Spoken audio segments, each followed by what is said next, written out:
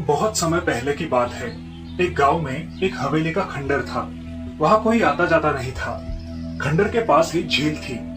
एक बार एक राजा शिकार करते करते वहां आ गया। शिकार तो नहीं मिली, लेकिन राजा बहुत ही थक गया। थक कर वो एक पेड़ के नीचे बैठ गया। तभी उसके कानों पर पानी के बहने की आवाज आई। ओह, शायद यहाँ आसपास झरना है। मुझे देखना चाहिए। जिस दिशा से झरने की आवाज आ रही है, राजा उस तरफ चल देता है। तभी उसका ध्यान एक पेड़ के नीचे ध्यान लगाए साधु पर जाता है। वो उनके पास जाता है। लगता है साधु महाराज तपश्चर्या में व्यस्त है। मुझे उनके लिए कुछ खाने का प्रबंध करना चाहिए। राजा आसपास के पेड़ों से कुछ फल तोड़ लेता है और साधु के पास रखता है। फिर झरने पर अपनी प्यास बुझाने आता है। थोड़ा सा पानी पीने के बाद राजा पत्तों से एक द्रोण बना के उसमें साधु के लिए पानी ले आता है। जब साधु की आंखें खुलती है, राजा, मैं तुम्हारी सेवा से प्रसन्न हूँ, लेकिन मैंने तुम्हें पहले कभी नहीं देखा।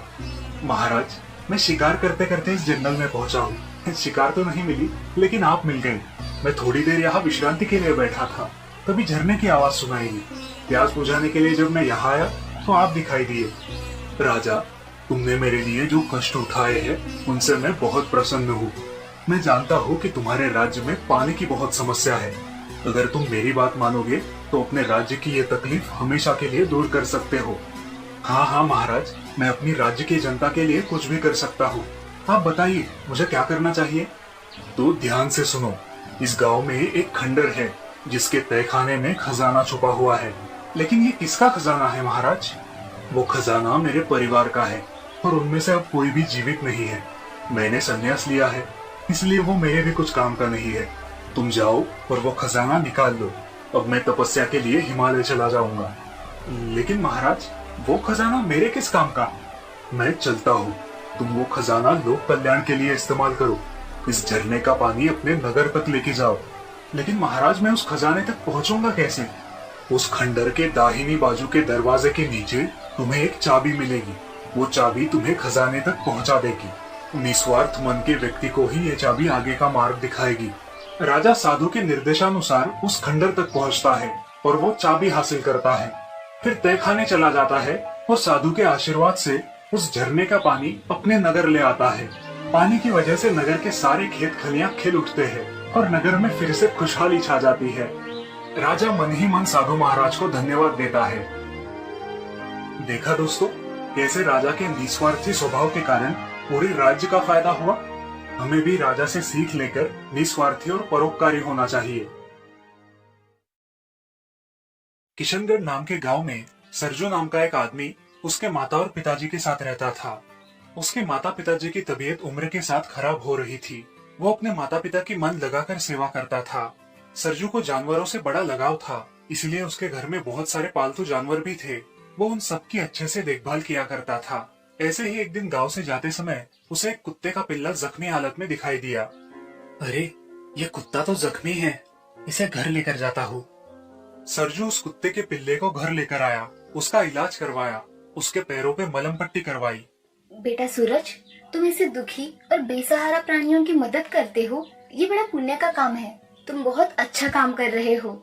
माँ, ये पशु पक्षी मुझसे तकलीफ में देखे नहीं जाते, इसीलिए मैं इनकी मदद करता हूँ। अच्छा विचार है बेटा तुम्हारा। भगवान तुम्हारी हमेशा मदद करेगा। अगले दिन सरजू गांव से जा रहा था। उसने देखा कि एक जगह बहुत सारी भीड़ इकट्ठा हो गई है। सरजू वहां गया। अरे, क्या हुआ है? तुम लोग लाठियां लेकर क्यों आए हो? अरे कुछ नहीं भाई, यहाँ एक बड़ा सांप निकला है, उसे मारने के लिए यहाँ भीड़ जमा हुई है। अरे रुको रुको, इस सांप को क्यों मार रहे हो? इसने क्या किया है? पागल हो क्या? सांप कितना जहरीला होता है पता है तुम्हें?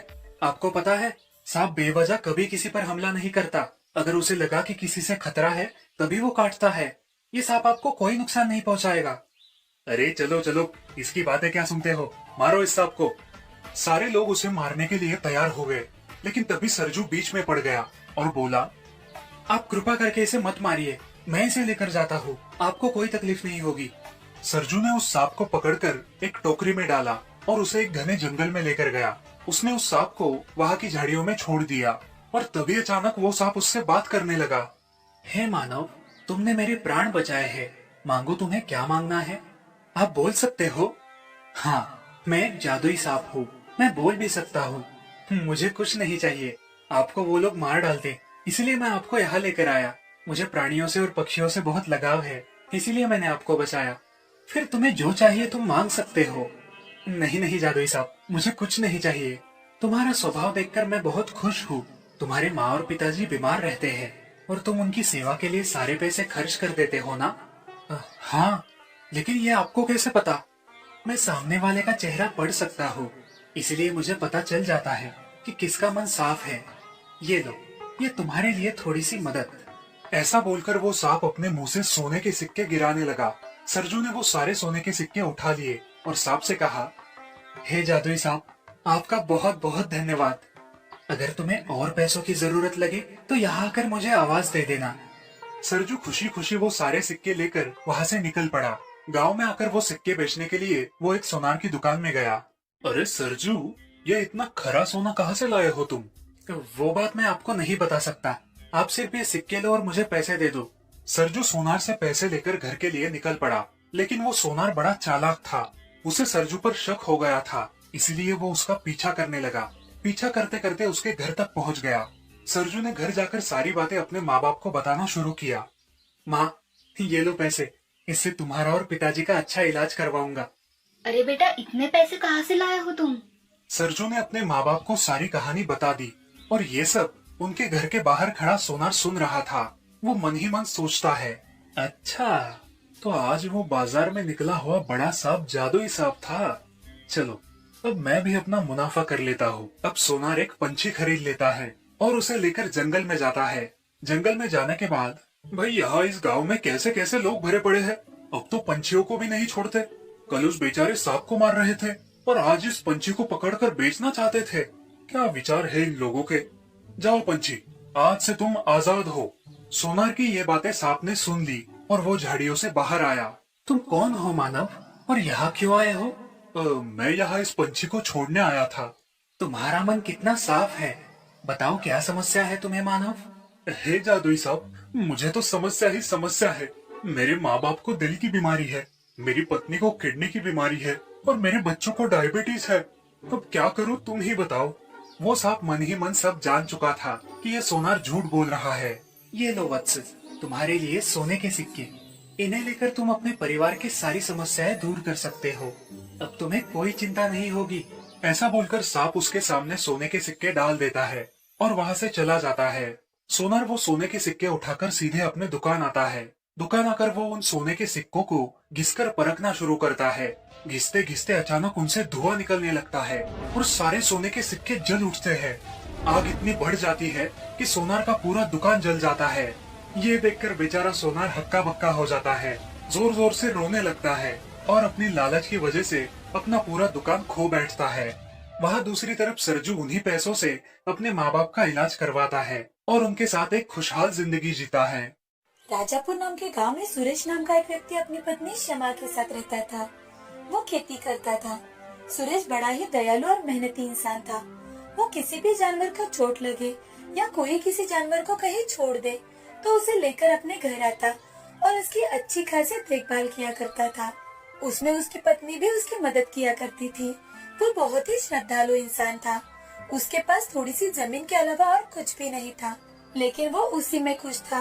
वो खेत में ही रहता था, जहाँ पर उसने एक लकड़ियों से छोटा सा घर बनवाया था। रामू खुद ही खेती के सारे काम करता था। तो एक दिन उसकी पत्नी शमा रामू से, अजी मैं आपसे एक बात करना चाहती हूँ। वो आप काम करते करते बहुत थक जाते हो, तो मैं कह रही थी क्यों ना हम एक बैल जोड़ी खरीद ले। लेकिन शमा, हमारे पास इतने पैसे कहाँ है? तुम तो सब जानती हो कि हमारे घर के हालात कैसे हैं। मैंने कई दिनों से घर से सब्जियां बेच बेच कर कुछ पैसे जमा किए हैं। क्या हम उस पैसों में बैल नहीं खरीद सकते? शमा सुरेश के हाथ में पैसे देते हुए, ये लीजिए। सुरेश पैसे गिनता है और शमा से कहता है, शमा, इतने पैसों से हम एक बैल भी नहीं खरीद सकते। एक बार बैलों के बाजार में जाकर तो देखिए, शायद मिल जाए तो आपका थोड़ा भार कम हो जाए। ठीक है, देखता हूँ। 2-3 दिन बाद ही सुरेश बैल खरीदने के लिए बैल बाजार जाता है। बहुत ढूंढने पर भी उसे अपने बजट में खरीद सके ऐसे बैल नहीं मिलते, तो वो निराश होकर वहाँ से निकलने लगता है। तभी एक आदमी सुरेश से, अरे सुनिए भाई साहब, बैल खरीदना चाहते हो क्या? हाँ भाई, खरीदना तो चाहता हूँ, लेकिन मेरे पास इतने पैसे नहीं हैं कि मैं एक बैल जोड़ी खरीद सकूं। ऐसे कहते ही वो आदमी सुरेश को एक बैल जोड़ी की ओर इशारा करता है। अरे भाई, तुम एक काम करो, तुम उस तरफ जाओ, तुम्हें वहाँ जरूर अच्छे बैल मिल जाएंगे। सुरेश वहाँ पर जाता तो है, लेकिन वहाँ उसे कोई बैल नहीं मिल पाता। अब वो हताश और निराश होकर वहाँ से निकल जाता है। जाते जाते जंगल में से बाहर निकलते ही वहाँ पर एक बैल किसी ने छोड़ दिया था, क्योंकि वो बूढ़ा हो चुका था। तो सुरेश उसी बैल को लेकर घर जाता है। घर जाते ही शमा उस बैल को देखकर, ये क्या, आप एक ही बैल खरीद कर लाए, और वो भी ऐसा कि हमारे कोई काम ना आ सके। शमा, हमारे पास जितने पैसे हैं उसमें तो एक बैल भी नहीं आ रहा था। ये बैल तो मुझे रास्ते में मिला, शायद किसी ने इसे छोड़ दिया है। बूढ़ा हो चुका है ना बेचारा, लेकिन पता नहीं क्यों मुझे ऐसा लगा कि इसे साथ ले चलूं और इसकी सेवा करूं, इसलिए ले आया। हाँ हाँ, आपने तो सारे जानवरों को पालने का ठेका लेके रखा है। मैं यहाँ आपका काम कम करने का सोच रही हूँ, और आप हैं जो हमेशा किसी न किसी जानवर को उठा कर लेकर आते हो। सुरेश बैल को बड़े प्यार से पूछ करते हुए शमा से, तो क्या हुआ शमा, हम 2 वक्त पेट भरकर खाना तो खा सकते हैं ना, और ये बेचारे तो कुछ भी डालो खा लेते हैं। हम तो अपनी तकलीफ बोलकर बता सकते हैं, ये तो बोल भी नहीं सकते, और इसके लिए कहाँ तुम्हें खाना पकाना है। शमा ये सारी बातें सुनकर उस बैल की आरती करती है। ये देख सुरेश, अरे ये क्या, तुम अभी अभी तो इसे कोस रही थी और अभी इसकी पूजा भी कर रही हो। इसकी पूजा ना करूँ तो और क्या करूँ। सोचा था इस बार जरूर हमारे बैल आ जाएंगे, लेकिन ऐसा नहीं हो पाया, तो इसी की पूजा कर लेती हूँ। शमा बैल की पूजा करती है, उसे गुड़ रोटी खिलाती है, और फिर शमा और सुरेश अपने अपने काम में व्यस्त हो जाते हैं। अब वो हर रोज सुबह शाम जब भी वक्त मिले बैल का ध्यान रखने लगा, उससे बातें करने लगा। अब कुछ ही दिनों में उसका बैल ढट्टा कट्टा हो चुका था। सुरेश खेती में भी बड़ी मेहनत करता था, लेकिन इस साल उसकी फसल बिल्कुल अच्छी नहीं थी। वो बड़ी चिंता में था, तो अपनी पत्नी से, शमा, मुझे लगता है इस साल तो हमारी फसल कोई काम की नहीं रही। इतनी मेहनत करने के बाद भी ऐसा लग रहा है कि इस साल कुछ हाथ नहीं आएगा। आप उदास मत होइए, भगवान पर विश्वास कीजिए, उन्होंने हमारे लिए कुछ न कुछ तो सोचा ही होगा ना। सुरेश और शमा की सारी बातें बैल ने सुन ली थी। वो दोनों अब घर के अंदर जाकर खाना खाकर सो जाते हैं। सुबह उठते ही सुरेश जब बाहर आकर देखता है, तो उसके खेत की फसल जो खराब हो चुकी थी, वो बिल्कुल हरी भरी और अच्छी हो चुकी थी। ये देखकर सुरेश शमा को जोर जोर से आवाज लगाते हुए, शमा, शमा, देखो तो ये क्या चमत्कार हो गया। कल शाम को हमारे खेत कैसे थे, और अब देखो, मुझे तो यकीन नहीं हो रहा एक रात में ये कैसे हो गया। तभी बैल की ओर से आवाज आने लगती है। वो सुरेश से, सुरेश, तुमने मेरी बहुत सेवा की है, तो उसका मेवा तो तुम्हें मिलना ही चाहिए था ना। ये कौन बात कर रहा है। सुरेश, घबराओ मत, मैं तुम्हारा बैल बोल रहा हूँ। तुम मुझे जंगल से उठा कर लाए और मेरी सेवा की। मैं एक जादुई बैल हूँ। जब से मैं इस धरती पर आया हूँ, मैं बहुत से लोगों के पास गया, लेकिन किसी ने मेरी इतनी सेवा नहीं की। तुम अकेले इंसान हो जिसने मुझे एक अच्छी जिंदगी दी, मेरा ख्याल अपने बेटे जैसा रखा। अब से मैं तुम्हारा सेवक हूँ। तुम्हें जो चाहिए वो तुम्हें मिल जाएगा। बैल की सारी बातें सुनकर सुरेश और शमा दोनों बहुत खुश हो जाते हैं। अब धीरे धीरे करके सुरेश एक बड़ा आदमी बन जाता है। साथ ही अलग अलग जानवरों के रहने के लिए खेत में ही वो व्यवस्था करता है और सारे जानवरों की अच्छे से सेवा करता है। इस कहानी से हमें यह सीख मिलती है कि जिस जानवर ने हमारी सेवा की है, उसे उनकी उम्र होने पर छोड़ नहीं देना चाहिए, उनकी सेवा करनी चाहिए।